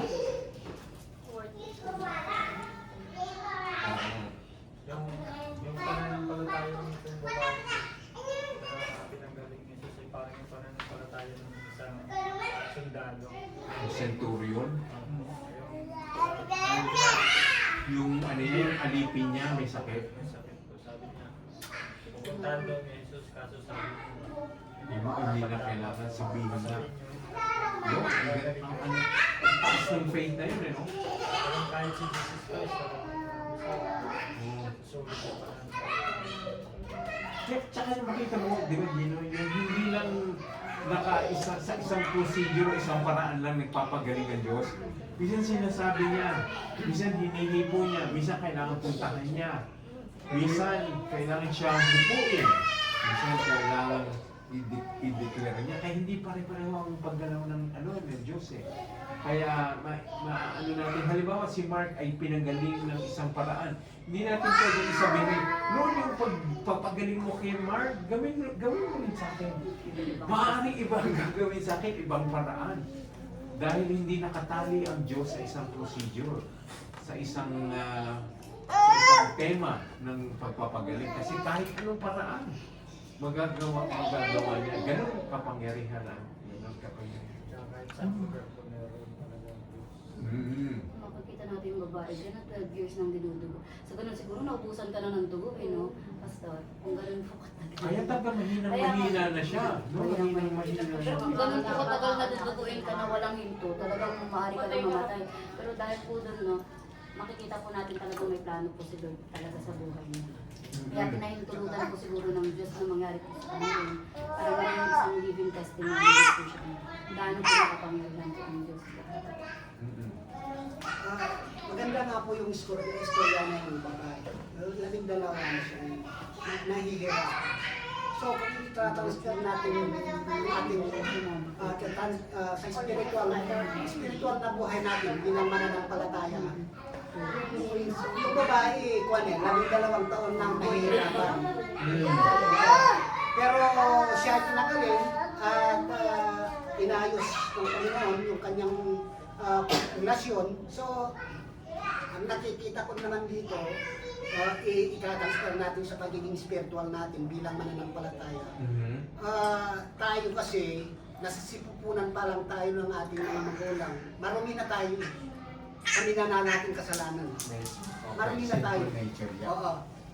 So, noong nagkaroon tayo ng pagkakataon na tinanggap ang ating Panginoon, ang Panginoon naman hindi naman madamot, hindi po tayo, restore tayo ang ating pagkatao, ang ating spiritual na buhay, ang ating relasyon sa ating Panginoon, sa ating pamamagitan ng ating Panginoon sa Kristo, ay inayos niya po ang ating buhay, lalo-lalo na yung mga pagsikat natin, hindi lang yung mga material ay physical na katawan yung inayos ng Diyos, kundi pati yung spiritual natin sa pamamagitan ng ating Panginoong Hesus Kristo na tinanggap natin, inayos niya, restore niya yung buhay natin, hindi lang mananampalataya. Ganda, ganda. Sino pa? Anong matatandaan nyo dito sa pinag-aaral natin sa story ito? Bagamat pangalawa nyo ng pinag-aaral. Yung sa akin, ulitin ko ulit sa akin. Matuto tayo, sabi tayo ng pagtitiwala ng buo-buo. Huwag tayo mga ng pag-asa.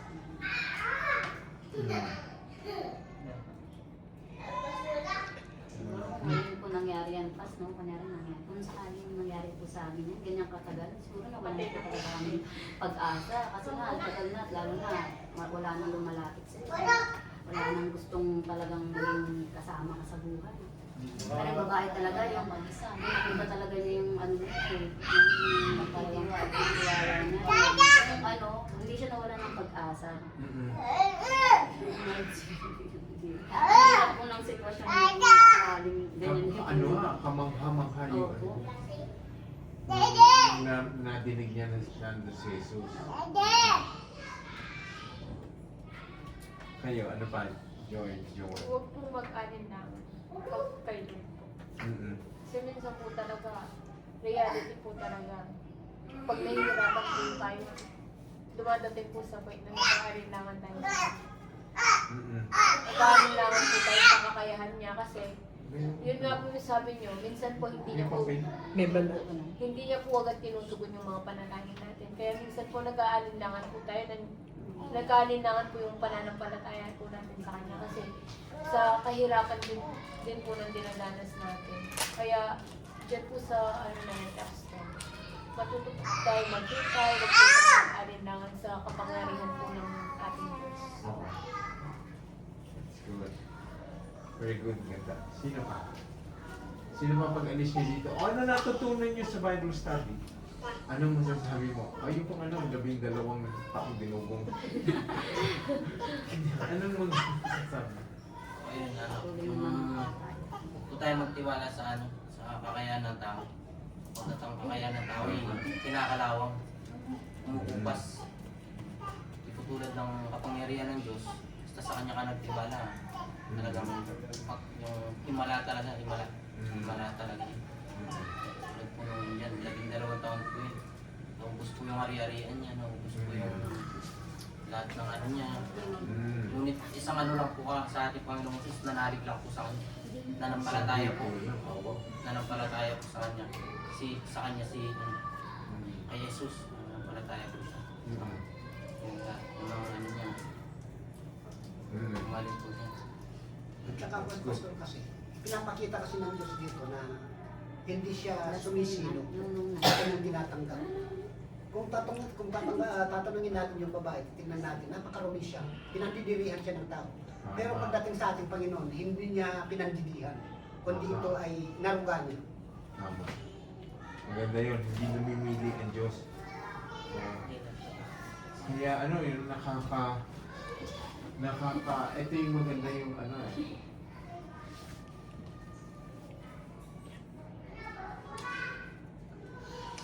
yung story yung nangyari kay Jesus. Di ba ang daming humihipo sa kanya? Ang daming nagsisiksikan. Pero isang hipo lang yung nakatawag pansin sa kanya. Sigurado tayo, ang daming humihipo. Ang dami rin humihipo sa Ang tao kanya. talagang siksikan na talagang maaano po. Pero makikita natin dito sa inyo na hinahanap ng Diyos ang hipo ng isang mananampalataya. Yung nananampalataya. Siguro yung ibang humihipo sila dahil gusto nila ng milagro. Gusto lang nila ng kagalingan. Gusto nila ng tinapay. Gusto nila ng kung anumang bagay. Pero hinanap ng Diyos ang hipo. Pag ang hipo natin sa Diyos ay hipo ng pananampalataya, tutugon siya. Makakatawag pansin sa Kanya. Siya ay tutugon. Hindi basta hipo. Kasi maraming hipo sa Diyos. Tawagin natin siya. Hindi naman natin siya mahipo ngayon. So, ang pagtawag natin sa Kanya ngayon ay hindi lahat ng tumatawag sa Kanya nakapagtawag pansin sa Panginoon. Yung merong hipo, na merong sino pa merong meron pang matatandaan sa pag-alis natin dito.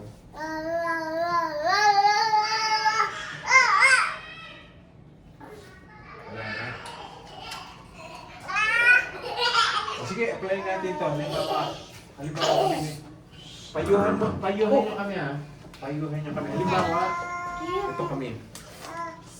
Tulungan nyo naman po kami sa kunyari.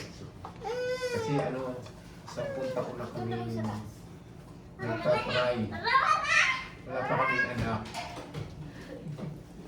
10 taon na, so naglilibang taon na kami nananalangin sa Panginoon na magkaanak. Sino makakapagpayo sa amin? Halimbawa, kami? Bagong Kristiyano o hindi pa Kristiyano?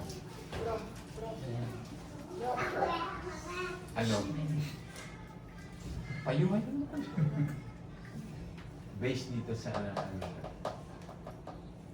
nawawala na kami ng pag-asa eh. Meron pa ba kayang Diyos talaga? Yan, tagal na namin nagpe-pray eh. Parang hindi tumutugon ng Diyos sa hinihiling namin. Maganda naman yung hinihiling namin. Magkaroon kami ng anak. Yung po namin, tsaka yung isipin niyo po na bibigay po talaga sa inyo ng binili ko niyo. Tsaka samahin niyo po ng pananampalataya.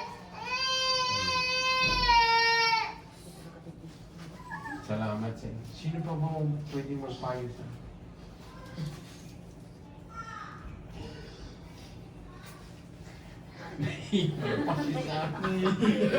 sige naman, wala po kami magpayo.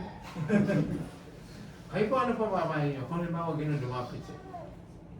Sabi ko po, kapatid, ay nararamdaman yung problema mo na yan. Sa Diyos mo ilagak kasi pag sa tao mo inalagak, walang magagawa yung tao.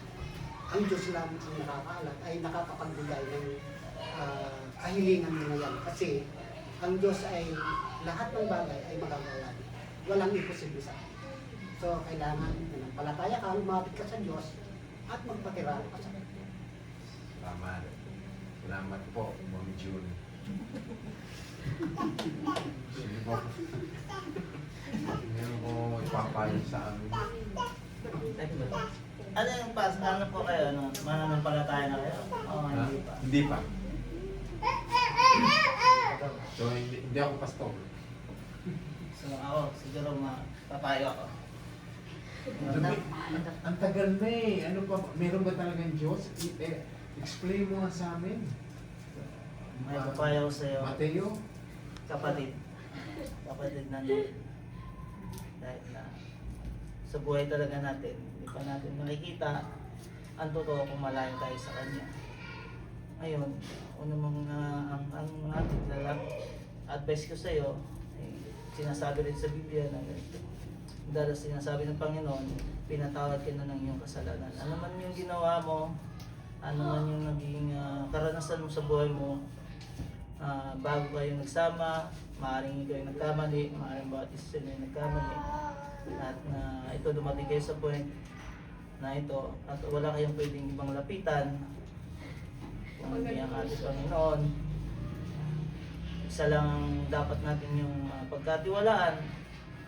Bagamat marami kayong may kayamanan kayo, may ari-arian kayo, pero sa mga ganyang sitwasyon, na solusyon na pwede mong ilapit o ano man, pinasubok mo man yan, pinatingin mo na sa doktor, kung wala pa rin may ibigay ng magandang solusyon ng doktor, sila ang sinasabi ng Biblia, sa kanya kang lumapit, nilagak mo sa kanyang problema, at manampalataya ka ng buong buo sa iyong puso at sa iyong isip.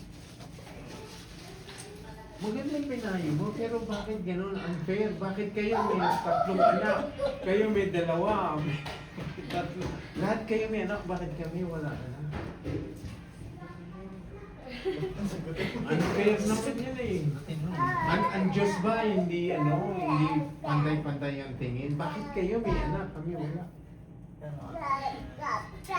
Kung wala ng pag-asa, bakit po darating din po yung panahon na ibibigay din po sa inyo ng Panginoon po, ipagkakaloob din po yan sa inyo ng Panginoon kung ito po ang kalooban po ng Diyos sa inyo. Pero Aling Rose, 10 taon na. 10 taon kami. Gaya nga po dun sa salita po ng Diyos, dun sa Mark chapter 5 verse 25 to 34, gaya po dun sinasabi po doon na meron pong babae na 12 years na pong dinudugo. Gaya po nun, yun po, 12 years na po. Kayo po 10 years.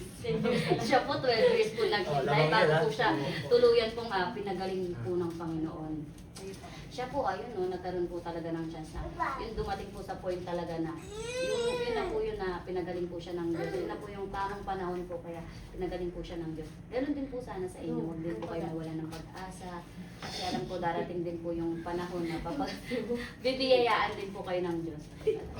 Yun po ang kalooban niya. I-meditate niyo po yung salita po ng Diyos dahil nandyan po lahat yung mapapabasa niyo po lahat ng kasagutan po sa Biblia. Ba? Ano kayo ni Pastor? Lalagpas na ako sa edad, gagawin ni Pastor. Para di na kayo makabuo. Ganun ba? Aling Rufa, ano sabi niyo? Kasi yung namin po, yung bang nakaraan namin kasi madumi yung pinagdaanan namin, kaya hindi kami So, Aling Wala daw po Joan. siya sinabi. Aling Joan. Yung bang dahil ba sa nakaraan namin, kaya kami, ano ba yung pinaparusahan kami ng Diyos? Mang Gino, ano po? Pag-ibig. Mang Gino. Ano po? Ano pong problema mo ka po? Kapatid na Dala sa lamig yan bro, dala sa lamig. Si Daniel ay bilang po siguro lumakad po tayo sa pananampalataya sa Panginoon. Lumapit po tayo kay Lord. Wala po naman kasi makapagbibigay ng kailangan nyo kundi siya lang po talaga.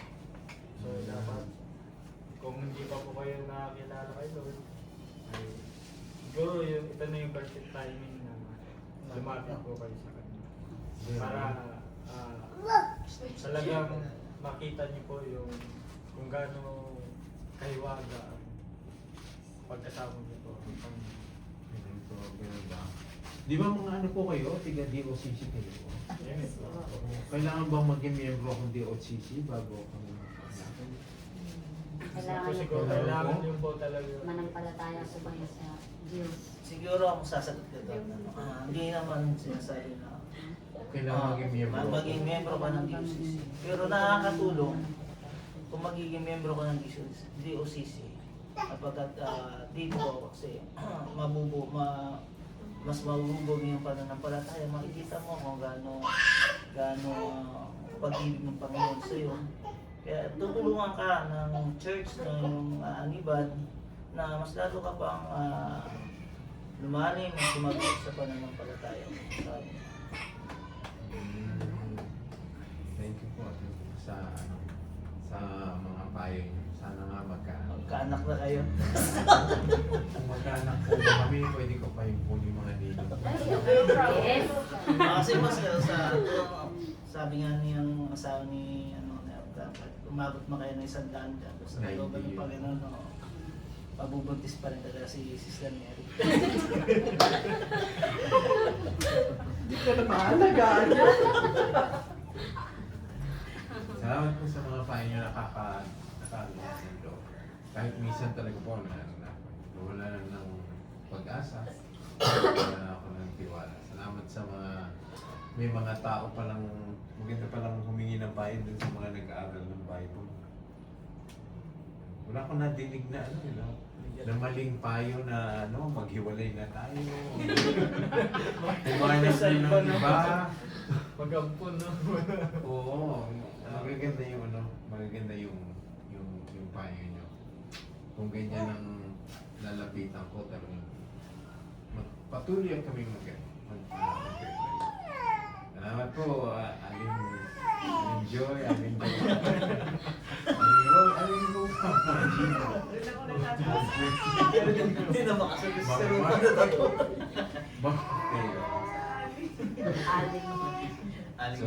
So nakikita niyo pagka dumating kasi, di ba, audio nakakatawa to, pero pagka dumating yung gano'n sito, paano kung may lumapit nga sa inyo gano'n? Nagpe-pray na ng ilang taon. Nawawala na pag-asa. Kino-question na kung meron pa ba ang Diyos? Natidinig pa ba ako ng Diyos? Mahal pa ba ako ng Diyos? Di ba yung mga napapag-aralan natin, kamukha nga nito, magagamit niya mga papayo. Kagaya po ng kapatid ko. Okay, yung kapatid ko. Kasi nagme-maintenance po siya para sa PCOS. Siguro mag 8 years na po sila yun. Pero hanggang ngayon wala po silang anak. Then, sinabi ko nga sa kanya na dahil po hindi nagbinudugo. Ay, gusto mo isa, yung matanda na siya, sabi ko umabot pa ng 100 natin. Yung parang hindi po siya naniniwala, sabi niya, hindi naman yung kasi sa Bible yun eh. Parang gano'n po sinabi ko Story lang sa Bible. Sabi ko yung sis. Sabi ko, hindi naman yun story kasi nasa Bible. Kasi may Biblia siya eh. Sabi ko, try mo din basahin. Para maano ka. Para ma-inspire ka doon. Hindi ka, kasi minsan parang nawawalan sila ng pag-asa. Oo, yun ang Kasi pag nawala ng pag-asa talaga. Gustong-gusto na nila magkano pero hindi binibigay ng choice. Sabi ko, siguro hindi pa kayo ready. Hindi pa kayo ready mag-asawa. Kasi hindi siya malapit sa mga bata eh. Pwede rin yun, may ibang plano ang Diyos. Pero kaming di ba, dalawa sa church doon, sa Australia, dalawang mag-asawa, pareho nagsiserve. Pareho naglilingkod. Alam namin na walang mali naman sa buhay na, pero hindi siya nagkakala. Dami nila, inabes na sila nagtatry. Laki nila nagastos nila para yung IVF. Hindi sila kaya yun, minsan inaano namin, may ibang plano ang Diyos, no? Kasi wala para hindi sila biyayaan ng anak. Pareho talagang mainit sa paglilingkod wala sila kasi. Dalawang mag-asawa. Siya kasi dati nag-church siya sa amin, yung photo. Kaso nagtigil lang nung nag-umaga yung yung simba natin sa DOCC, hindi na siya nakakapag. Yung kapatid ko po. Yung kapatid mo. Kasi may trabaho po siya ng morning. Bali hapon lang po ng yung pahinga. Sayang, no? Pero pag lumago ang DOCC pamaga, Nagtatanong pwede nga siya magkaroon eh. umaga at hapon. Lagi siya nagtatanong ka, sabi niya, bakit kasi nilipat ng umaga yung service doon? Maaaring dumating nga yung pagkakataon na yun, no? Kung marami na tayong manggagawa, no? Ba't, no? Pwede na tayo umaga at hapon. Magdadalawang sir. Kasi Magdadalawang gusto po service. nilang magsimba. Kaya lang yung oras, no? Yung oras lang. Sayang, no? Sana na dumating yun. Yung oras na yun. Yung mga church, 3 service, no? Merong maaga. Nasa taas, wala Malaki Toyota sila. Oo. Walang tao dyan, King. Yun nga, maganda kasi yung para lagi yung mga nagtatrabaho, makaka-attend ng Wala tayong mga panggabi na umaga. Panalangin natin na gano'n na mangyari sa atin. Kaya nga huwag kayong manghina talaga kasi nga Kaya kami natutuwa dito sa DOCC Pampanga kasi nga yung potential na lumago ay mas mayroong potential na lumago ang DOCC Pampanga. Ito po, ang hirap magpalago ng church. Ang hirap minsan ang hirap mag-imbita. Hindi ka mukha nga nyo halos araw-araw, no? Dito ko yung gawain. Doon hindi pwede pagka once lang, pagka yung pangalawang gawain, minsan hindi na. Meron namang paraan, meron namang mga makaka-attend, pero nakikita namin mas mainit ang dito, yung mga gawain. Tsaka mas mababa ang loob, mas nagsasubmit sa sa leadership, sa authority. Yun ang malaking kaibahan. Parehong Pilipino congregation. Ganun din. Magkaiba. Sige po, Pas. Minsan po dadalaw po. Kami na po. Lahat kami nadalaw doon. Kaya gusto namin talagang yung masuportahan kayo talagang lalago ang simbahan ito. Darating ng pagkakataon. Lalo na may permanenteng lugar na. Kaya ipagpatuloy yung ang paglilingkod. Kasi na-encourage nga sila kung nakikita nyo. Kaya yung mga litratong yung pinopost doon sa GC ng DOCC Pampanga, pinopost ko kagad yun. Ko kagad. Kinakalat ko kagad para makita nila yung gawain dito. Ganito ang nangyayari doon. Ganito ang ginagawa nila paggabi. Ito ang ginawa nila kaninang madaling araw. Ganito ang ginawa nila kahapon. Para hindi ako nag-aatubiling pag malaking DOCC Pampanga. Pinopost ko para maganda. Kaya salamat sa inyo, salamat sa pag-suporta sa church, sa pagtulong kay si Pastor Alvin, Sister Leslie, kasi lang mga tunay na naglilingkod. Nakita namin sa kanila yung unity. At sa mga unity, pumapaloob ng mga miyembro. Okay, so let's pray. Lord, we thank you sa opportunity na to na binigyan mo kami ng pagkakataong mag-aaral. Salamat, Lord, sa pinag-aralan namin muli ang istorya na ito na nakasulat sa Mark chapter 5. Tunay nga po na dinanas ng babaeng ito ay isang kamangha-mangha para hindi siya pumitiw sa pagtitiwala sa Panginoon na darating ang kanyang kagalingan. Maging aral po sa amin ito sa mga panalangin namin matagal na hinihintay ang kasagutan. Halos, Lord, na kami po ay dumating na ang puntos na nawawalan ng pag-asa. Lord, ibalik mo ang pag-asa sa aming puso. Ibalik mo ang pananampalataya. Turuan mo kami magtiwala sa mga bagay na hindi pa namin nakikita. Turuan mo kami na maniwala na mayroong Diyos na didinig niya ang lahat ng aming panalangin. Na mayroong Diyos na talagang hinahanap ang mga tao na humipo sa Kanya na may pananampalataya. At kapag kami tumanggap na ng pagpapala sa iyo, ng kagalingan, ng anumang bagay, ay handa kami magpatotoo para sa iyo. Sapagkat nalaman namin ngayong gabi, Lord, na hinahanap mo, tumitingin ka sa paligid sa mga taong pinagaling mo, binigyan mo ng grasya, binigyan mo ng mga magagandang bagay. So tulungan mo kami maging handang magpatotoo sa iyo at huwag mawawalan ng pag-asa bagamat napakatagal na panahon maraming hinihintay ang sitwasyon. Lord, salamat sa gabing ito. Pinapanalangin namin si Pastor Alvin at Sister Leslie. Salamat sa kanilang pagdating sa Bulacan safely, sa kanilang pagbabalik muli. At sa amin pong nandito, kami po ay magkaroon pa ng tuluyang mainit na fellowship. Lalo na po, Lord, I pray for dito sa lugar na ito ng mga kapatiran ay mananatili hanggang bukas sa pagpapalit ng bagong taon, na magkaroon po ng magandang time for one another, na magkaroon po sila ng encouragement, magpalitan po ng kalakasan, magkaroon po ng kasayahan, kapahingahan, at magagandang pagkakataon na magkaroon ng fellowship bukas at kasayahan.